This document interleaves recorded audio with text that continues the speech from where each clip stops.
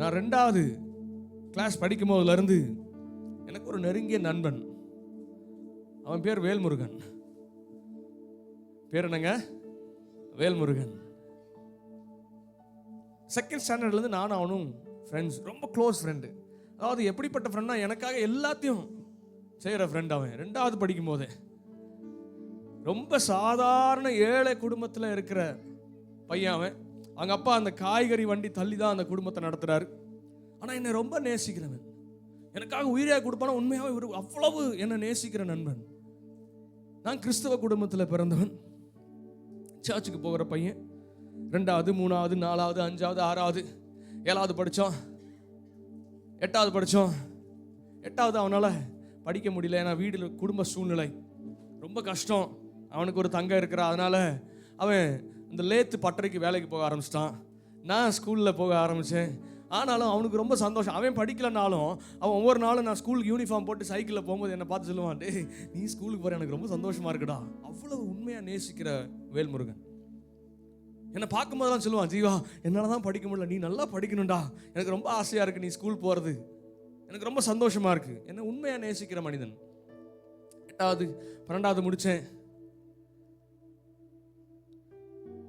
அவனும் கொஞ்சம் கொஞ்சமாக வேலை செஞ்சு கொஞ்சம் சம்பாதிக்க ஆரம்பித்தான்.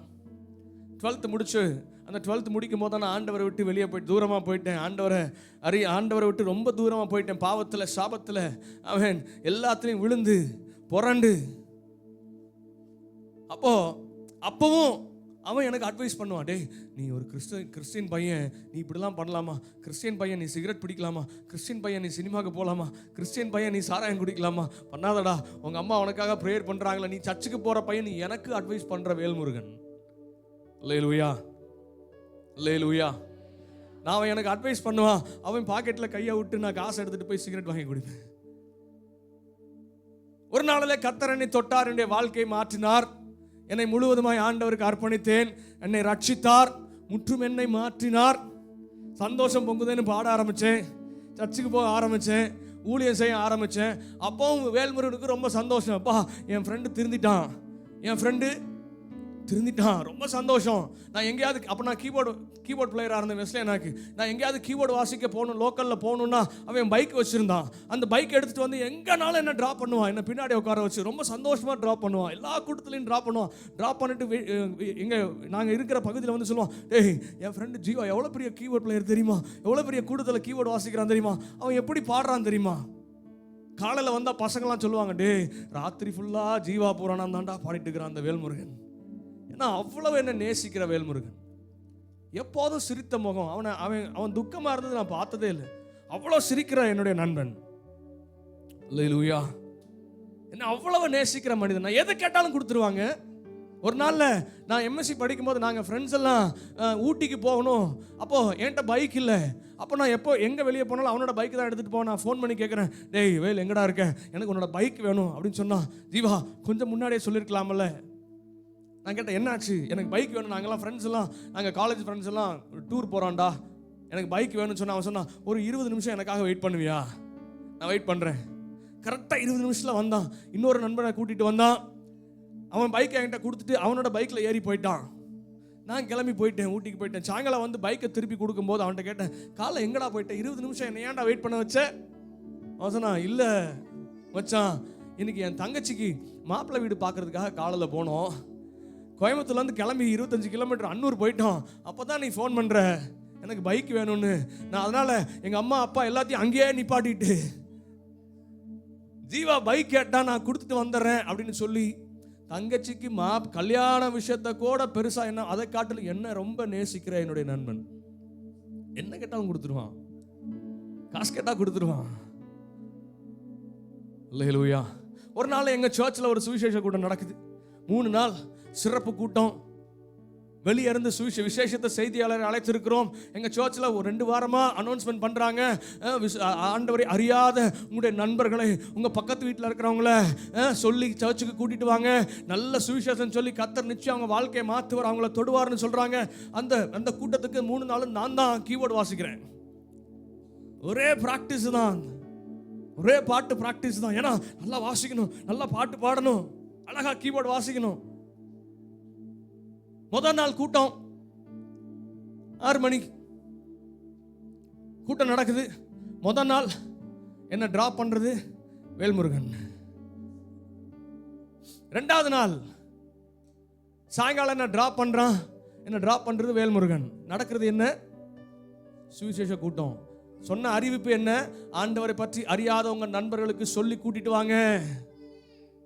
என்ன டிராப் பண்ணிட்டு வேல்முருகன் போயிடுவான். 2வது நாள் என்ன டிராப் பண்றான், போயிட்டான். 3வது நாள் காலையில் ஞாயிற்றுக்கிழமை எங்க பாஸ்டர் சொல்றாரு, இன்னைக்கு கண்டிப்பா ஒரு ஆத்மாவையாவது உங்க க்ளோஸ் ஃப்ரெண்டை கட்டாயப்படுத்தியாவது இன்னைக்கு சபைக்கு கூட்டிட்டு வரணும். சாயங்காலம் அவங்க சுவிசேஷம் அவங்களுக்கு சொல்லியே ஆகணும். சாயங்காலம் 6 மணிக்கு மறுபடியும் என்ன வேல்முருகன் அவனோட பைக்ல கீபோர்டை வச்சுட்டு கொண்டு வந்து சர்ச்சில் விடுறான். நான் சொன்னேன் அவன்கிட்ட, டே 9 மணிக்கு வந்துரு, கரெக்டாக வந்துரு.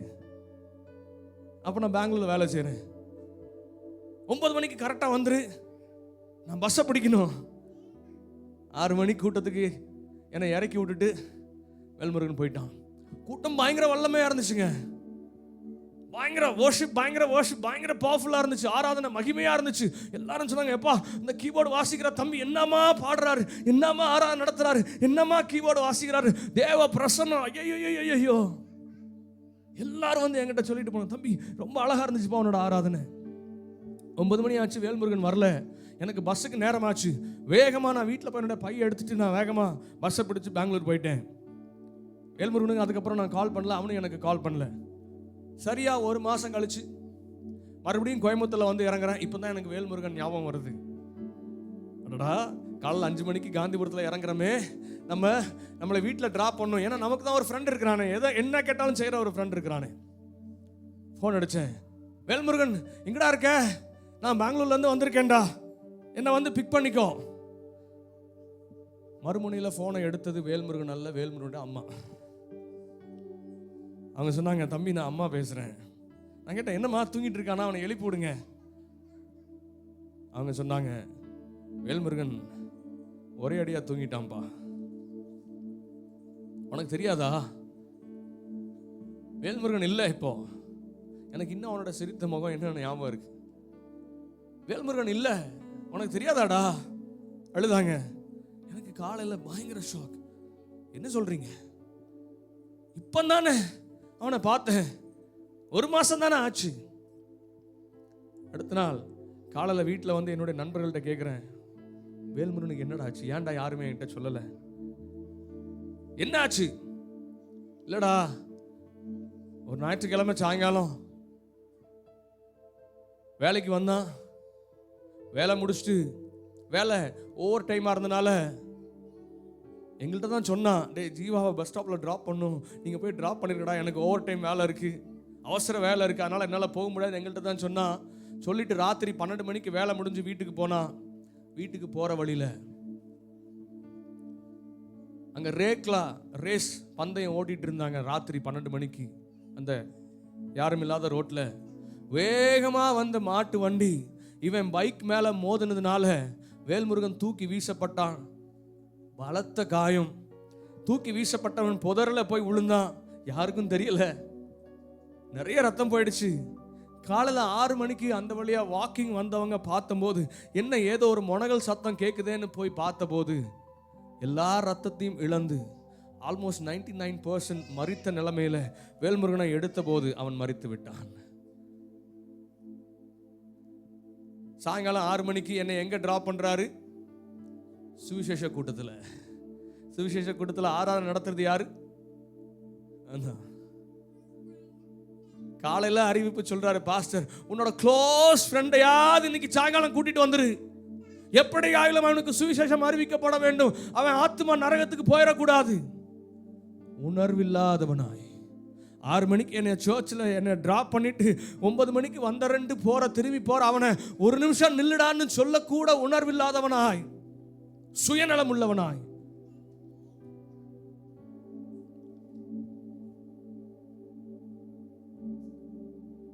நான் இன்னைக்கு அழுகிறேன், அவனை நினைக்கும் போதெல்லாம் அழுகிறேன்.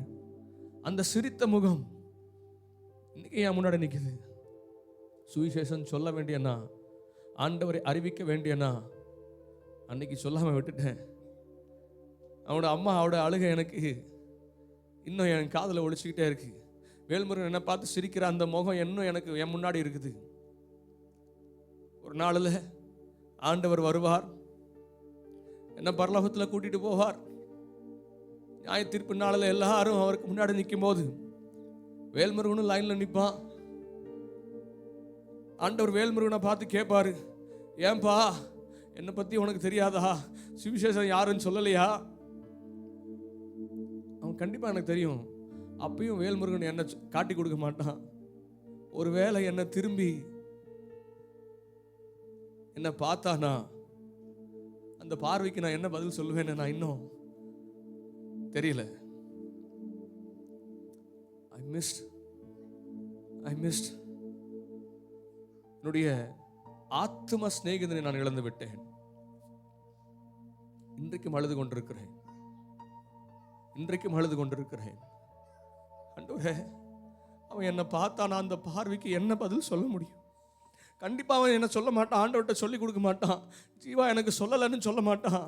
ஆனா ஒருவேளை திரும்பி, ஏண்டா 6 மணிக்கு என்ன தடுத்து நிறுத்திருக்கலாம்லடா, அன்னைக்கு நான் சுவிசேஷத்தை கேட்டிருந்து ராத்திரி 9 மணிக்கு நான் திரும்பி போகும்போது ஆக்சிடென்ட்டே ஆயிருந்தாலும் ஆபத்து காலத்தில் என்ன நோக்கி கூப்பிடு, நான் உனக்கு பதில் கொடுப்பேன்னு எனக்கு வசனம் தெரிஞ்சிருந்ததுன்னா, இயேசுன்ற நாமம் தெரிஞ்சிருந்ததுன்னா, உனக்கு தெரிஞ்ச நாமம் எனக்கு தெரிஞ்சிருந்ததுன்னா, இந்த ராத்திரி 12 மணிக்கு நான் அடிபட்ட போது இயேசுவேன்னு கூப்பிட்டுருப்பேன். ஆண்டவர் எனக்கு உதவி செய்திருப்பாரு. யார்கிட்ட போய் பதில் சொல்றது? சில கேள்விகளுக்கு பதில் இல்லை. ஏன் நாம் ஊழியம் செய்யணும்? ஆத்மாவை இழந்துடக்கூடாது.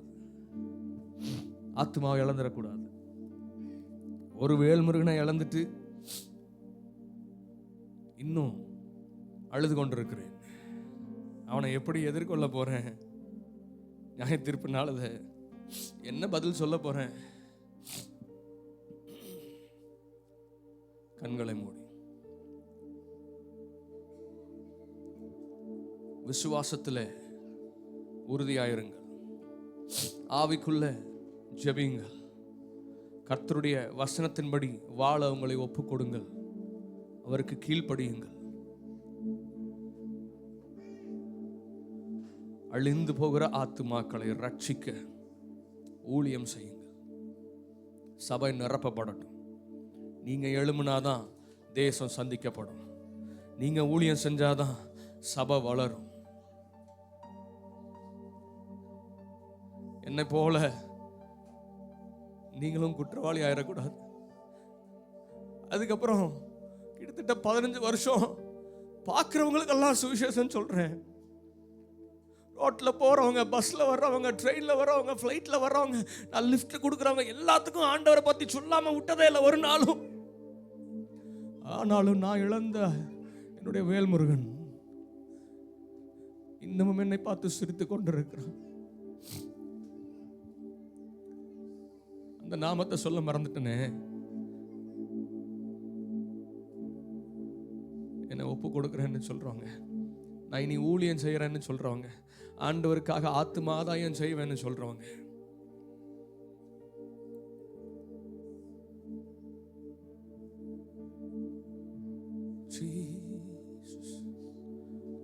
ஆத்தும பாரத்தை தாருமையா, அபிஷேகத்தால் என்னை நிரப்புமையா. ஆத்தும பாரத்தை தாருமையா, அபிஷேகத்தால். கேட்கலாமா மறுபடியும்? ஆத்தும பாரத்தை தாருமையா, அபிஷேகத்தால்